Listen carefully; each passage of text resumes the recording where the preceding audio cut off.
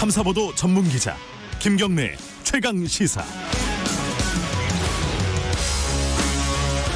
김경래 최강 시사 2부 시작하겠습니다.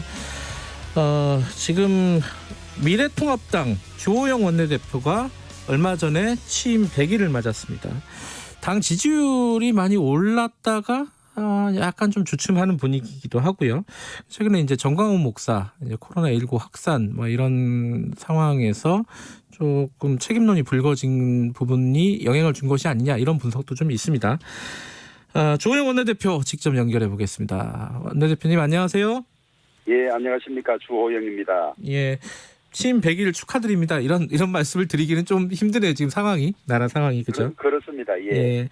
어찌됐든 근데 최근에 한 시사주간지 보니까 누가 한국을 움직이느냐 이게 야권 정치인에서 1위였습니다. 스스로를 좀 야권 정치인 1위는 항상 야권의 대선 주자라든지 그러니까요. 당 대표가 보통 1위를 했는데 네네. 지금 아직 대선이 남아 있으니까 대선 주자가 부각되지 않았고 또 저희 당 대표가 지금 김종인 비대위원장께서 원외이니까 네. 아마 원내대표 직책상 제가 좀 눈에 띄었던 것 같습니다. 겸손의 말씀을 해주셨고요. 어쨌든 100일을 평가하신다면 어떻습니까? 이제 우리 당 내부와 민주당과의 관계 이렇게 두 가지 이 면에서 볼 수가 있겠는데요. 네. 저희 당 내부는 잘 정비가 되고 단합이 돼서 준비가 잘 돼 있는 상태입니다. 네. 그동안 탄핵 과정을 거치고 4차례 선거에 참패하면서 조금 질이 멸렬한 측면이 없지 않았습니다만은 이제 완전히 정비가 다 된 상태이고요. 네. 다만 민주당과의 관계에서는 민주당이 176석이라는 이 숫자의 힘으로 밀어붙이는 바람에 네. 상임위도 모두 민주당이 독식하고 또 부동산 관련법 처리에서 보듯이 일방적인 처리 이제 이런 걸로 저희들이 민주당과의 관계에서는 국회 협치가 되지 않고 일방적으로 무시당하고 저희들 의견이 전혀 반영되지 않은 그런 좀 아주 비참한 상태입니다. 김태년 원내대표랑은 좀 합의 좀 맞습니까? 어때요? 평가하신다면? 좀 차이가 납니다. 어떤 차이가 있죠? 상대방을 평가하는 것은 적절치 않습니다만은 네네. 스타일이 좀 다르고 예. 이런 상황인데 다만 제가 민주당이나 김태년 대표께 꼭 드리고 싶은 말씀은 예. 숫자의 힘만 믿고 밀어붙이면 반드시 사고가 난다. 아하. 그 점을 좀 명심해 달라는 이야기를 꼭 전하고 싶습니다. 예. 최근에 이제 역전도 됐어요. 일부 여론조사에서 미래통합당이 앞선 여론조사도 있었고 지지율이요. 근데 또 다시 역전이 됐고 엎치락뒤치락 하는 분위기인데 이게 최근에 이제 미래통합당이 주춤한 이유가 정광훈 목사를 비롯한 8.15 집회 여기에 대한 미래통합당의 책임론 이게 문제가 아니냐, 선긋기를 확실히 못한 거 아니냐 이 지적에 대해서는 어떻게 생각하세요? 그런 점도 없지는 않는 것 같습니다만은 네. 여론조사는 이제 경향성을 보는 것이 중요하고요. 그렇죠. 올라가고 있느냐 네. 내려가고 있느냐 이게 중요한데 네. 틀림없는 것은 저희 당 미래통합당 지지율은 꾸준히 올라가고 있고 네네. 민주당 지지율은 꾸준히 내려가고 있다는 점이 중요하고요. 예. 지난주에 저희들이 3년 10개월 만에 최초로 민주당을 한 3% 이상 앞선 예. 여론조사가 나오니까 예. 민주당 지지층이 결집하는 그런 경향이 좀 있었던 것 때문에 네네. 이번 주에 와서는 좀 조정이 있지 않았는가 이렇게도 보고요. 예. 그다음에 방금 말씀하신 대로 8.15 광화문 집회와 관련해서 예. 사실 저희 미래통합당은 대단히 억울합니다. 예. 왜냐하면 저희들이 그 집회를 주최한 것도 아니고 예. 참여를 독려한 것도 아니고 예. 또 연설한 것도 아닙니다. 네.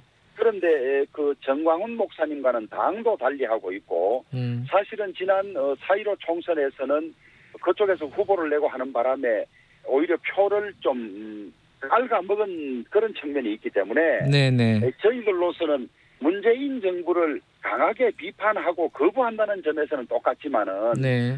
당도 달리하고 전혀 연관된 8.15 집회는 없습니다만은 네. 민주당이 이제 여러모로 방역도 실패하고 네. 그다음에 이제 지지율도 좀 저희들이 추월하고 이러니까 어떻게든 저희들과 그 8.15 집회를 엮어보려고 지금 안간힘을 쓰고 있죠. 네. 그런데 8월 12일부터 이미 이 확진자가 급격히 늘어나기 시작했는데 예. 잠복기를 감안하면 이미 이 8월 12일, 3, 4일 이전에 대량 감염이 된 것이거든요. 네. 그런데 마치 자기들의 방역 실패, 구체적으로 예를 들면 외식 쿠폰을 발행해서 이제 나가서 식사를 하십시오라든지, 예. 그다음에 그 임시 공휴일을 지정한 문제라든지, 그다음에 이 교회 소모임 금지를 해제한 것이라든지 이런 것들로 국민들에게 이제 코로나가 끝나가고 방심하도록 해서 이 대량 확진된 측면이 많은데 그걸 어떻게든 좀 책임을 피해 보려고 8.15 집회에 모여서 대량 확산되고 있다. 네. 그 8.15 집회 미래통합당이 저 관련이 있다. 자꾸 이런 식으로 반복하고 있으니까 예. 이제 그런 점들도 여론조사에 좀 영향을 미쳤을 것이라고 보고 있습니다.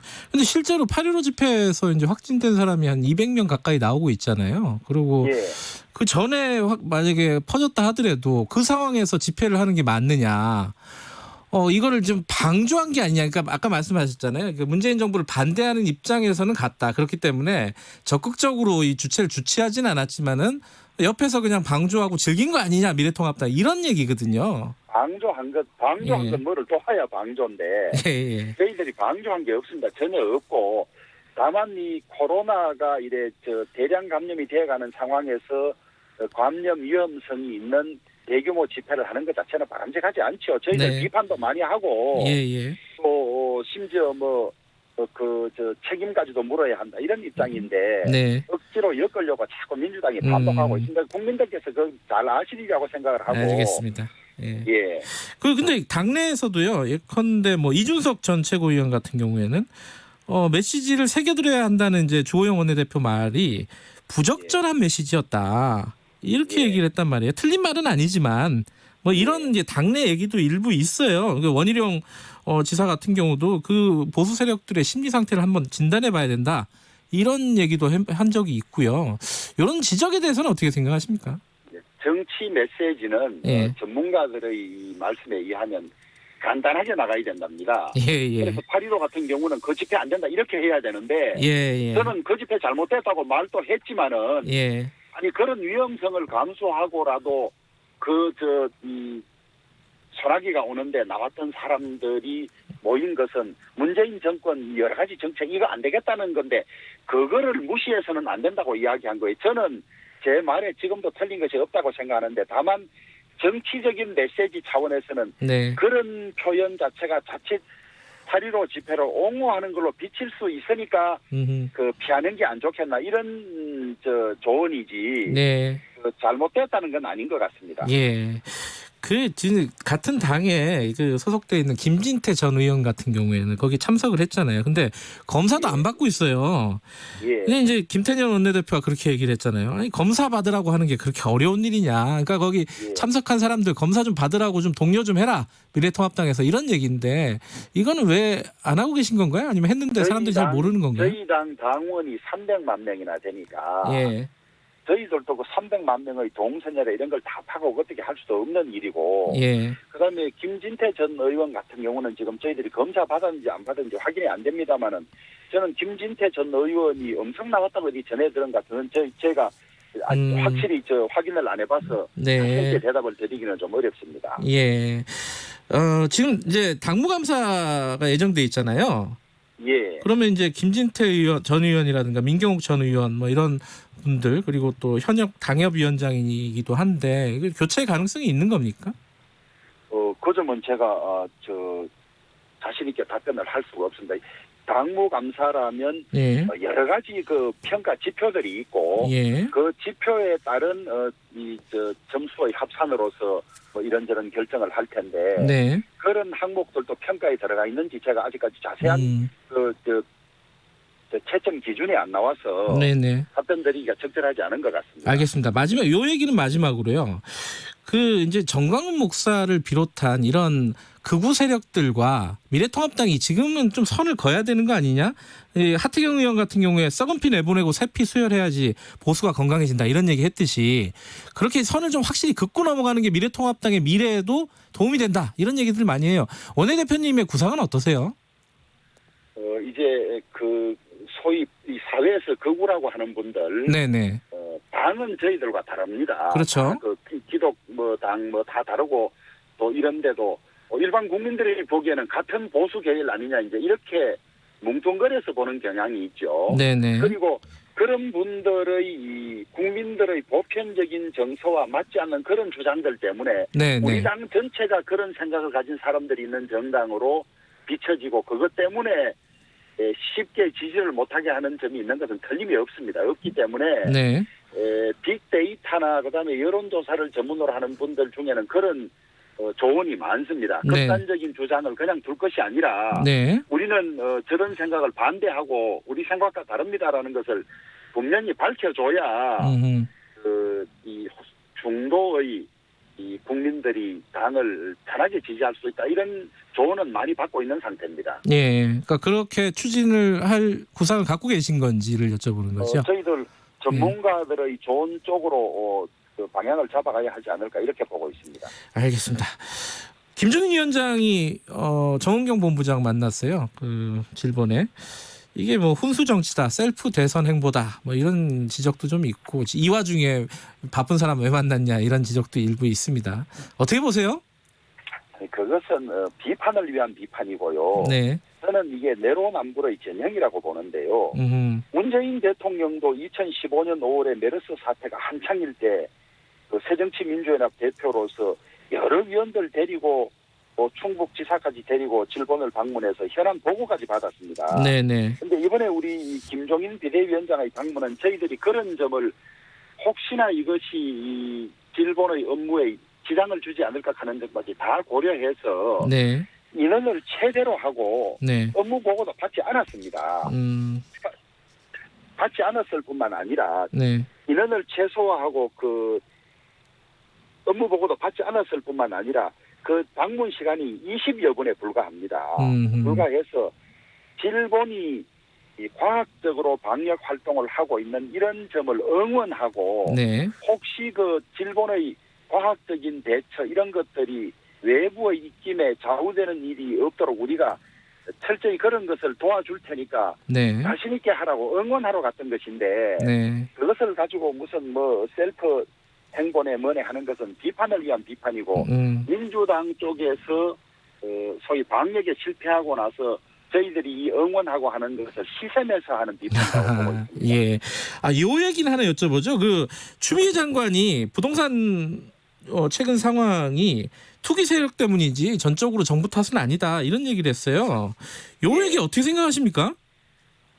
이제 법무부 장관도 국무위원이니까 네. 자기가 맡은 법무부의 일 이외에도 국정 전반에 관해서 말할 수는 있어요. 네. 그런데 저희들이 회의록을 찾아보니까 국무회의 때는 이 부동산 관련 문제에 관해서 한마디도 이야기를 하고 있지 않다가 밖에서 소관 업무가 아닌 이런 일을 이야기하는 것 자체가 우선 적절하지 않고요. 예. 그다음에 이 전세, 전월세에 관해서는 부동산 임대차 보호법이 법무부 소관입니다. 네네. 여기에 관해서 제대로 하지 않았을 뿐만 아니라 오늘 새로이 지적이 나옵니다마는 2년 뒤에 갱신할 때 5% 안에는 올릴 수 있다고 지금 민주당이 주장을 해왔는데 오늘 보니까 세입자가 동의하지 않으면 5%도 올릴 수 없는 걸로 지금 나오고 있거든요. 네, 해석의 여지가 좀 있더라고요. 예. 예, 그런 부실을 만들어 놓고 예.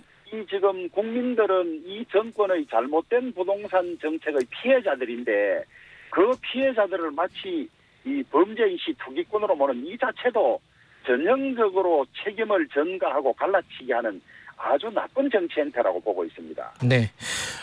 지금 앞으로 벌어질 일들 몇 개 좀 여쭤볼게요. 지금 재난지원금 논의가 백가쟁명식으로 지금 막 여기저기서 나오고 있습니다. 전 국민한테 줘야 된다. 소득 하위 50%에 줘야 된다. 뭐 재원은 어떻게 마련해야 된다. 공무원 임금을 삭감해야 된다. 여러 가지가 있는데 미래통합당 방향은 어떻습니까? 우선 이 문제는 여당이 정부와 협의를 해서 네. 어느 정도 재원이 가능한지 예. 그다음에 어떤 방식으로 지급할 것인지를 먼저 가닥을 잡아야 하는데 네. 지금 정부 여당 내 입장이 서로 전혀 정리가 되지 않았고요. 예.